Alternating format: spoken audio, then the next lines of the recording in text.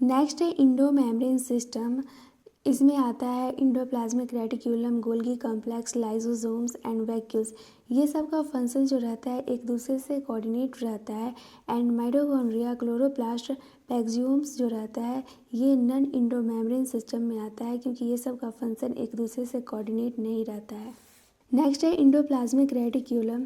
जब electron microscope से eukaryotic sales का स्टडी किया जा रहा था तो वहाँ पे दिखा टीनी ट्यूलर स्ट्रक्चर जो कि साइटोप्लाज्म में स्केटर्ड था, जिसको कि हम बोलते हैं इंडोप्लाज्मिक रेटिक्यूलम। डिवाइड हुआ इंट्रासेलुलर स्पेस में टू डिस्टिंक्ट कंपार्टमेंट्स में। फर्स्ट है लुमिनल एंड सेकेंड है एक्स्ट्रा लुमिनल। लुमिनल जो है वो इंडोप्लाज्मिक रेटिक्यूलम के इनसाइड है एंड एक्स्ट्रा लुमिनल जो है ये साइटोप्लाज्म में है। रफ इंडोप्लाज्मिक रेटिक्यूलम के पास राइबोसोम रहता है, तो ये इन्वॉल्व रहता है प्रोटीन सिंथेसिस एंड सेक्रेशन में। ये न्यूक्लियस के आउटर मेम्ब्रेन से कंटिन्यूअस रहता है। स्मूथ इंडोप्लाज्मिक रेटिक्यूलम जो रहता है, जिसको शॉर्टकट में SER बोलते हैं, इस पर राइबोसोम प्रेजेंट नहीं रहता है एंड ये मेजर साइट होता है लिपिड के सिंथेसिस के लिए। एनिमल सेल में जो lipid like steroidal hormone synthesis होता है वो SER में ही होता है। ये डायग्राम है इंडोप्लाज्मिक रेटिक्यूलम का। यहाँ पे ये न्यूक्लियस देख सकते हैं, ये न्यूक्लियर पोर है। ये रफ इंडोप्लाज्मिक रेटिक्यूलम है जिसपे कि राइबोसोम प्रेजेंट है। ये है राइबोसोम एंड ये है स्मूथ इंडोप्लाज्मिक रेटिक्यूलम जो कि लिपिड सिंथेसिस करता है। नेक्स्ट है गोल्जी अपार्टस। कैमिलो गोल्गी 1898 में फर्स्ट टाइम ऑब्जर्व किए कि न्यूक्लियस के पास डेंसली स्टेन्ड रेटिकुलर स्ट्रक्चर है, जिसको कि बाद में गोल्जी बॉडीज बोला गया। ये कंसिस्ट रहता है many flat disc shaped sacs और सिस्टर्नी, जिसका कि डायमीटर 0.5 माइक्रोमीटर टू 1 माइक्रोमीटर होता है। एंड गोल्जी कॉम्प्लेक्स में जो सिस्टर्नी रहता है वो फिक्स नहीं रहता है, वो नंबर में वेरी करते रहता है। ये डायग्राम गोल्जी अपार्टस का है। न्यूक्लियस के जो पास रहता है उसको हम कॉन्वेक्स बोलते हैं। ये देख सकते हैं, अगर हम इसको न्यूक्लियस से देखें तो ये कॉन्वेक्स टाइप का दिख रहा है, तो ये कॉन्वेक्स सिस है और हम इसको फॉर्मिंग फेस भी बोलते हैं। एंड जो न्यूक्लियस के अवे है, ये हम अगर न्यूक्लियस से देखें तो ये हमें कुछ कॉन्केव टाइप का दिख रहा है, तो इसको कॉन्केव ट्रांस बोलते हैं एंड मैच्योर फेस। एंड ये सब जो है सब एक दूसरे से इंटरकनेक्टेड है। गोल्जी अपार्टस का फंक्शन होता है पैकेजिंग का एंड ये डिलीवर करता है इंट्रा सेलुलर टारगेट या फिर आउटसाइड सेल। गोल्जी अपार्टस जो रहता है वो इंडोप्लाज्मिक रेटिक्यूलम के पास में ही रहता है। वो इसलिए कि इंडोप्लाज्मिक रेटिक्यूलम के पास रफ इंडोप्लाज्मिक रेटिक्यूलम होता है, उसके ऊपर राइबोसोम होता है एंड राइबोसोम जो होता है वो उससे प्रोटीन बनता है, तो वो प्रोटीन मॉडिफाई होने के लिए गोल्जी अपार्टस में आता है। गोल्जी अपार्टस इम्पोर्टेंट साइट है ग्लाइकोप्रोटीन एंड ग्लाइकोलिपिड्स के फॉर्मेशन के लिए। नेक्स्ट है लाइसोसोम। ये मेम्ब्रेन बाउंड वेसिक्यूलर स्ट्रक्चर है जो कि बनता है गोल्जी अपार्टस में पैकेजिंग हो रहा होता है उस टाइम। ये एक्टिव रहता है एसिडिक pH पे। इसमें ऑल टाइप का हाइड्रोलाइटिक एंजाइम रहता है, लाइपेज, प्रोटीज, कार्बोहाइड्रेट्स डाइजेस्ट करता है कार्बोहाइड्रेट को, प्रोटीज डाइजेस्ट करता है प्रोटीन को एंड लाइपेज डाइजेस्ट करता है लिपिड को। नेक्स्ट है वैक्यूल। इसमें प्रेजेंट रहता है water, shape, excretory product and other material जो कि यूज़फुल नहीं रहता है सेल के लिए। वैक्यूल जो होता है ये सिंगल मेम्ब्रेन का होता है, जिसको कि हम टोनोप्लास्ट बोलते हैं। ये प्लांट सेल में 90% वॉल्यूम ऑक्यूपाई करता है। टोनोप्लास्ट हेल्प करता है आयंस के ट्रांसपोर्ट में एंड अदर मटेरियल्स के, बट ये जो ट्रांसपोर्ट होता है ये कंसंट्रेशन ग्रेडियंट के अगेंस्ट होता है, और जब भी कोई भी चीज़ अगेंस्ट में होता है तो वहाँ पे ATP का ज़रूरत पड़ता है। अब जो वैक्यूल में जो आयन का कंसंट्रेशन होगा वो ज़्यादा हो जाएगा एंड साइटोप्लाज्म में कम हो जाएगा, मतलब कि लोअर कंसंट्रेशन के तरफ से हायर कंसंट्रेशन में आ रहा है, तो यहाँ पे ATP का नीड पड़ता है। एमोवा में कॉन्ट्रैक्टाइल वैक्यूल होता है जो कि इम्पोर्टेंट होता है ऑस्मो रेगुलेशन एंड एक्सक्रेशन के लिए। प्रोटिस्टा में फूड वैक्यूल का फॉर्मेशन होता है जब किसी भी फूड पार्टिकल्स को वो इंगल्फ कर लेता है तो। नेक्स्ट है माइटोकॉन्ड्रिया। पर सेल में जो माइटोकॉन्ड्रिया रहता है वो वेरिएबल रहता है, क्योंकि इसका अमाउंट डिपेंड करता है फिजियोलॉजिकल एक्टिविटी पे।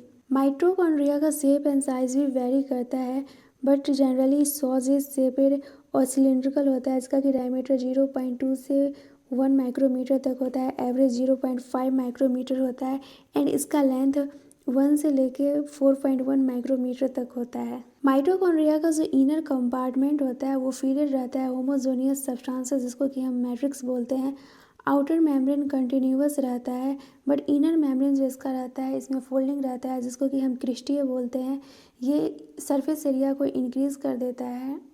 Mitochondria double membrane bound structure होता है एंड इसके पास दोनों मेम्ब्रेन के पास अपना स्पेसिफिक एंजाइम होता है जो कि परफॉर्म करता है माइटोकॉन्ड्रियल फंक्शन। माइटोकॉन्ड्रिया में एरोबिक रेस्पिरेशन होता है एंड इसे पावर हाउस ऑफ सेल भी बोला जाता है। इनर कंपार्टमेंट में जो मैट्रिक्स प्रेजेंट रहता है उसमें सिंगल सर्कुलर डीएनए रहता है, फ्यू आरएनए रहता है, राइबोसोम 70S रहता है। अगर राइबोसोम इसमें है तो प्रोटीन सिंथेसिस भी होगा। माइटोकॉन्ड्रिया डिवाइड करता है फिजन के द्वारा। ये डायग्राम है माइटोकॉन्ड्रिया का। यहाँ पे ये आउटर मेम्ब्रेन है, ये इनर मेम्ब्रेन है। आउटर और इनर के बीच में इनर मेम्ब्रेन स्पेस प्रेजेंट है। इनर मेम्ब्रेन जब फोल्ड कर जाता है तो हम उसको क्रिस्टा बोलते हैं। इनर मेम्ब्रेन के बीच में जो ये फिलअप है लिक्विड टाइप को, इसको हम मैट्रिक्स बोलते हैं। नेक्स्ट है प्लास्टिड। प्लास्टिड प्रेजेंट रहता है सभी प्लांट्स एंड यूग्लिनॉइड्स में। इसको हम इजली माइक्रोस्कोप से देख सकते हैं। ये वियर करता है कुछ पिगमेंट। पिगमेंट के बेसिस पे इसको 3 पार्ट में क्लासिफाई किया गया है, chloroplast, chromoplast and leucoplast. Chloroplast में कंटेंट रहता है क्लोरोफिल एंड कैटेनॉइड पिगमेंट्स। क्रोमोप्लास्ट में प्रेजेंट रहता है फैट सॉल्युबल कैटेनॉइड्स एंड पिगमेंट में कैरोटीन एंड ज़ैंथोफिल। ये प्लांट को कलर देता है yellow, orange and red. Leucoplast जो रहता है वो कलरलेस रहता है एंड इसका शेप एंड साइज जो रहता है वो वेरी करता है। ये न्यूट्रिएंट्स को स्टोर रखता है। एमाइलोप्लास्ट जो इसमें होता है वो स्टोर करता है कार्बोहाइड्रेट्स, एग्जाम्पल में पोटैटो। इलाइलोप्लास्ट स्टोर करता है oil and fat and aleuroplast store करता है प्रोटीन। मेजॉरिटी क्लोरोप्लास्ट पाया जाता है मेसोफिल सेल में एंड क्लोरोप्लास्ट का जो शेप होता है वो लेंस शेपेड होता है, ओवल होता है, स्फेरिकल होता है, डिस्क्वाइड होता है और रिबन लाइक भी होता है। इसका लेंथ जो रहता है वो वेरिएबल लेंथ होता है 5 से 10 माइक्रोमीटर एंड वाइज जो होता है ये 2 से 4 माइक्रोमीटर होता है। क्लोरोप्लास्ट पर सेल क्लोमिडोमोनास में 1 होता है एंड ग्रीन अलगा में 20 से 40 पर सेल होता है। ये पैराग्राफ को हम सिंपल इस डायग्राम से समझ सकते हैं। ये जो एक कॉइन हो गया इसको हम थैलाक्वाइड बोलेंगे और ये टोटल जो हो गया इसको हम ग्रेना बोलेंगे और ये दोनों जो कनेक्टेड रहता है ये स्ट्रोमा लैमेला से कनेक्टेड रहता है एंड थैलाक्वाइड के अंदर जो ये स्पेस है इसको हम बोलते हैं ल्यूमेन। स्ट्रोमा में जो एंजाइम रहता है वो ज़रूरी होता है कार्बोहाइड्रेट एंड प्रोटीन के सिंथेसिस के लिए और इसमें small double stranded circular DNA and ribosome भी रहता है। पिगमेंट्स प्रेजेंट होता है थैलाक्वाइड्स के मेम्ब्रेन पे। साइटोप्लाज्मिक राइबोसोम जो होता है वो ज़्यादा बड़ा होता है compare to chloroplast. Cytoplasmic ribosome 80S है एंड क्लोरोप्लास्ट राइबोसोम 70S है। ये डायग्राम दिया गया है क्लोरोप्लास्ट का। ये है आउटर मेम्ब्रेन, ये है इनर मेम्ब्रेन। यहाँ पे ये जो दिया गया है वो ग्रेनम है, ये थैलाक्वाइड है एंड ये जो कनेक्टेड है दोनों स्ट्रोमा लैमेला है एंड यहाँ पे स्ट्रोमा है। क्लोरोप्लास्ट के जो इनर मेम्ब्रेन में स्पेस रहता है उसको हम स्ट्रोमा बोलते हैं। नेक्स्ट है राइबोसोम। राइबोसोम जो है ये एक ग्रैनुअल स्ट्रक्चर है। इसको फर्स्ट टाइम देखा गया था इलेक्ट्रॉन माइक्रोस्कोप से as a dense particle by ज्यूस पैलेट 1953। राइबोसोम जो है ये मेम्ब्रेन बाउंड स्ट्रक्चर नहीं है एंड ये कंपोजर रहता है आरएनए एंड प्रोटीन से। यूकारियोटिक राइबोसोम 80S होता है एंड प्रोकारियोटिक राइबोसोम 70S होता है। एस को हम बोलते हैं सेडिमेंटेशन कोफिशिएंट एंड ये मेजर करता है डेंसिटी एंड साइज इनडायरेक्टली। इस डाटा को हम इजीली याद रख सकते हैं। 80S जो होता है वो 60S होता है एंड 40S होता है। तो 80S को हम पहले 50-50 में कन्वर्ट कर लेंगे एंड ये ज़्यादा है तो 50 से 10 इसमें दे देंगे तो ये 60 हो जाएगा एंड इसमें से 10 कम हो गया तो ये 40 हो गया तो ये 60:40 हो गया एंड ये 70S है तो सिमिलर इसको भी वैसे ही करेंगे। 70 को 50-50 में ब्रेक कर दिए। अब ये जो 50 सेम रहेगा एंड ये जो 50 है ये है छोटा भाई, तो ये छोटा भाई जो है वो बड़े भैया जैसा बनना चाहेगा।